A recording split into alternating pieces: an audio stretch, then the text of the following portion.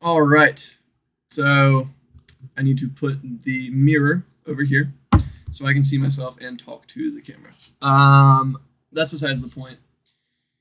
Again, my name is Jack Bow.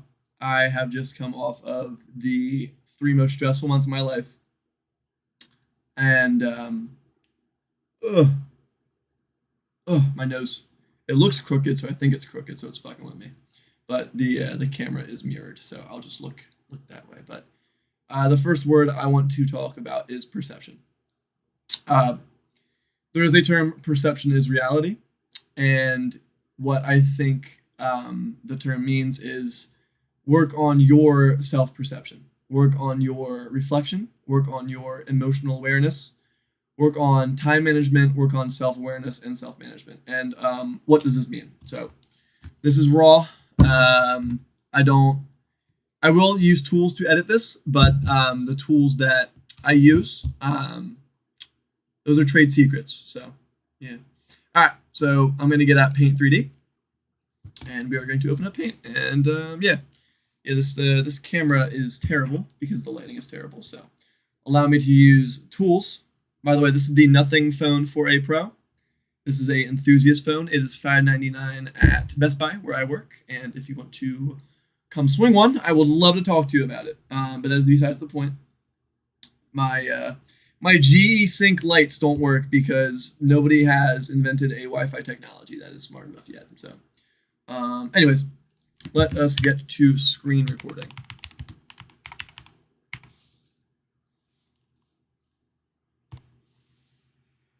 So, all right. Alrighty. So, we are starting recording. Yes. All right. Thank you, Microsoft, for doing nothing for the general public, but making your operating system useful. But all right. Here's where we're going to go over some terms, and we are going to go over boundaries. Now, why are we going over boundaries? Well, boundaries are very important, not only for other people, but for yourself. So let's go over self-boundaries. So self-boundaries.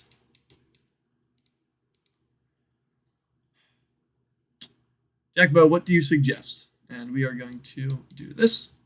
But what I suggest doing is giving yourself 3 rules. And we are going to erase the rest so we can be concise. And we are going to go over 3 rules. All right.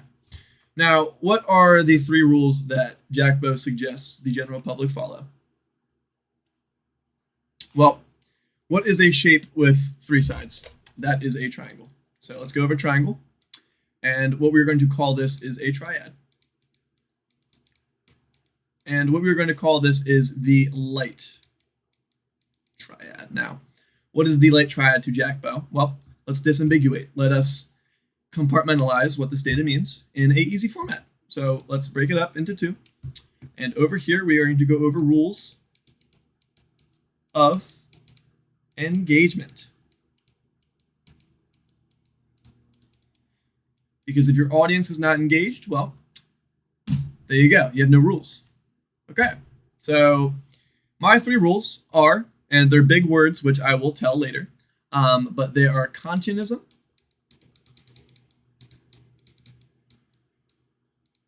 they are humanism, and they are faith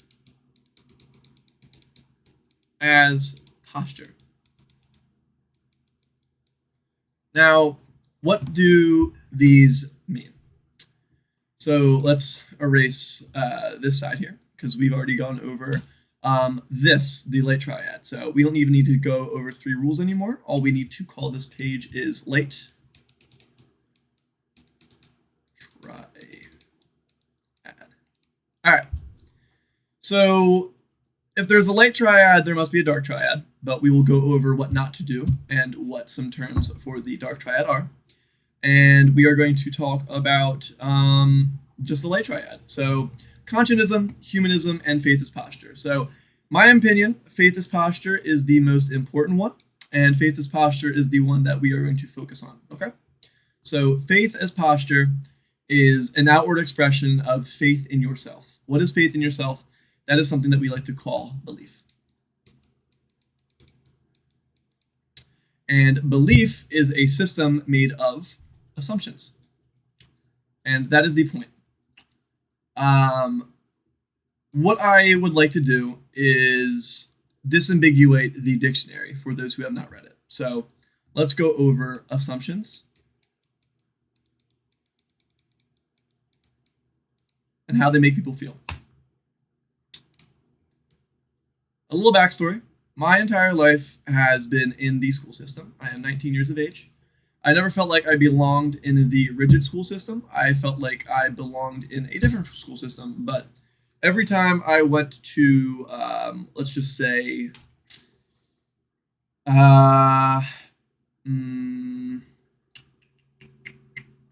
be in the school system, I never felt like I fit in. But why? Exactly. That was the question I was asking in my head. And it is because of something called chatter. And we are going to do a chatter exercise. So what I would like you to do with me is we are going to visualize. And we are going to visualize a sentence. And this sentence is going to be something that is hurtful to someone else. So think about someone you love. Think about someone you care for. Think about how they treated you. Think about how they treated you positively. Think about how they treated you negatively. Compartmentalize.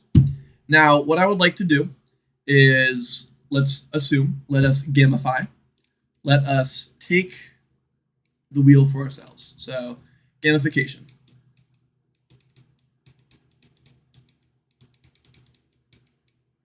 All right. Let's assume, interesting, right? Let's assume that we have individuals in groups of 10. So each circle is a group of 10 individuals, and these 10 individuals see the same thing in themselves. They see that they are good individuals. They say that they are good at heart. And let's set up some rules of engagement. Let's set up some ROE. And let's talk. So tier 1 thinkers in this game are going to be people who are emotional at heart, which is good. Tier 2 individuals are going to be people who are pathological in nature. That is a word that we will go over later. I would like to disambiguate more on what pathology means and how we can apply it into a sociological standpoint. But for now, what we are going to do is we are going to assume that tier 2 individuals, tier 2 thinkers, are pathological. And the tier 3 thinker, well, what do? Well, they take both of these and they have their own belief system, like we talked about earlier, the light triad. And we are going to assume that the tier 3 individual is a good person. So these are good people. All right. So tier 1, we're going to put a group of 30 tier 1 individuals, a group of 2 pathological individuals, so a group of 10, a group of 20 people, and we are going to have one group of 10 good individuals. Now, why do I say this? So we're going to color code, and we are going to compartmentalize that. Good people are that color, the emotional people are green, and the pathological people are inherently red, because red, green, blue, that is the color gamut, that is what our eyes see, that is what our eyes deceive our believing. So red, green, and blue is just that. So these people, and I don't want to fill them in, but we're going to put a little dot there, and we're going to remember that these people are pathological. And we are going to believe that these people are, we're going to believe that these people are good. And we are going to believe that these people are green. All right. The individuals at the bottom. Who are these people? Well, they are cheaters, and we don't like cheaters in society, so we will give them a different color, purple, and we will surround them as this, because unfortunately, cheating always wins. And this is a group, and this is a game, okay? So what we're going to do is we are going to circle this group as green, and this group as red, and this group as blue. Now, in a classroom, you are allowed to ask questions. Unfortunately, this is a classroom where you can't really ask questions from the outset. So what we're going to do is drink our milk, a great substitute for water if you're trying to gain weight, and we are going to disambiguate. So let's elaborate on how these emotions affect other people. So this group of 30 individuals are going in purely off an emotional basis. So they read the room, they talk off of that. Now, that is not a bad thing, but it is what we would call naive. And to the tier 2 pathological individuals, well, they see everybody who's good as inherently evil. They're pathological. So these people at the top, they are going out with positivity, and they are going in with love, intent, care, right? Their pool is limited to who they are close to, because look, it's a party, right? This is a party. This could be a party. Let's think of it as a party. And let's assume that everybody is smoking drugs. So everybody is in a romantic relationship with their thoughts, because that is a thing that I could elaborate on in a different video, but we are running out of time. So these individuals at the top, they are using their emotional gravity. They are putting out what they love into the world, and they are being nice people. But these people, these pathological people, their pool is inherently negative. But the cheaters are observant of that. The good people, us, everybody in society, they are here in tier 3. And yeah, what their pool is they are pulling the best out of other people, right?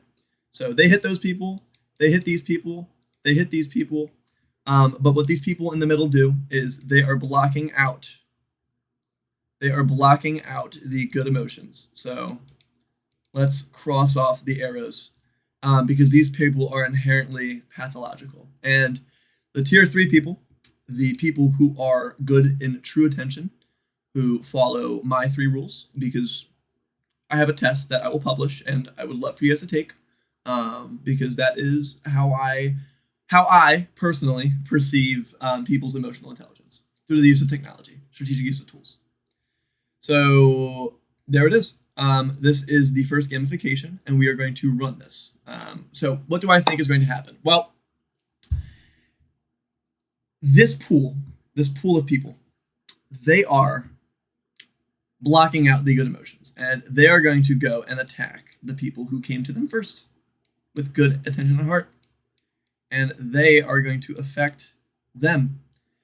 The cheaters haven't talked to anybody. We will go over that later. And the tier 3 individuals, well, let's just say they are being good to all. These people, they see that these people are being good, but these people are a little different. They're a little bit more apprehensive on first glance. They're a little bit more observant.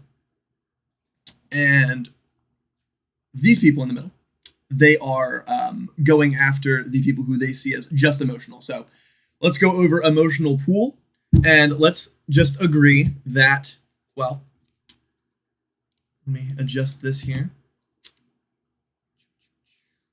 The emotional pool of the good people is gone. The emotional battle has won, because humans are inherently emotional, and these people are coming at them with bad intent, with a word called dogma. What is dogma?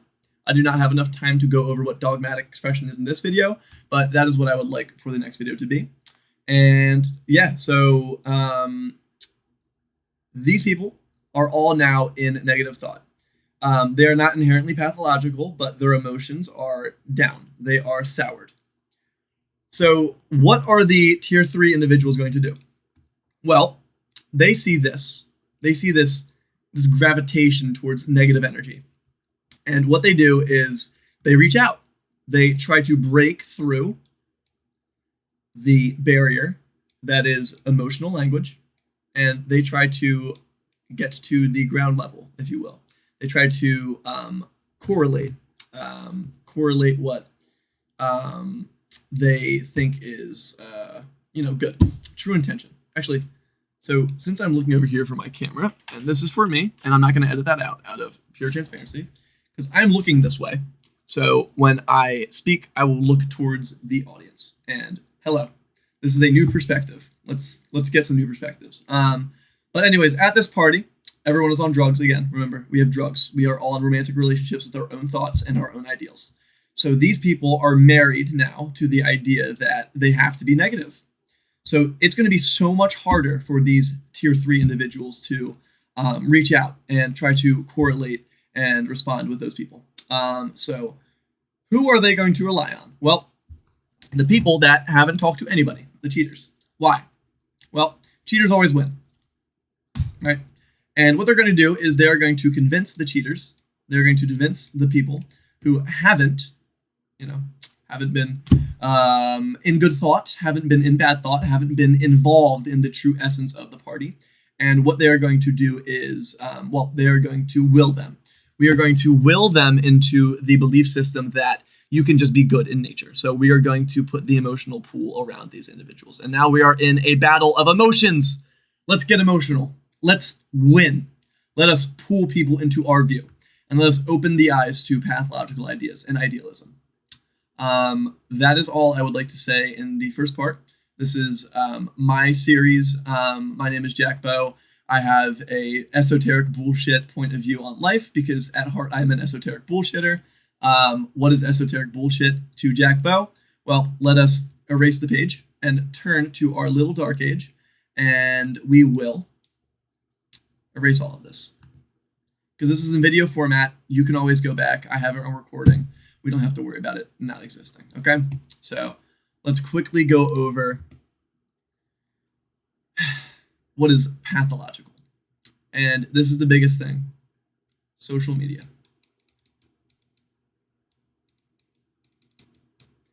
I left my journal downstairs, but that is where I keep my notes. So next video, I will have my journal with me.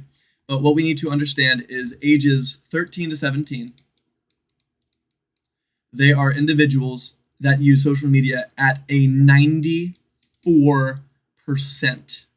rate. 94%. The percent's in the wrong spot. That shows you how much I paid attention in school, but hey, I'm trying to catch up, right? So 94% of them use social media. And these are inherently social individuals who are inherently emotional at face value. So tell me why in some studies, up to 65% of these individuals feel that life has no meaning. And for that, I would like to pull up the dictionarily defined definition of meaning. But we don't need to understand that to give the word meaning, okay? Meaning is inherently human in nature. And in nature, humans are animals.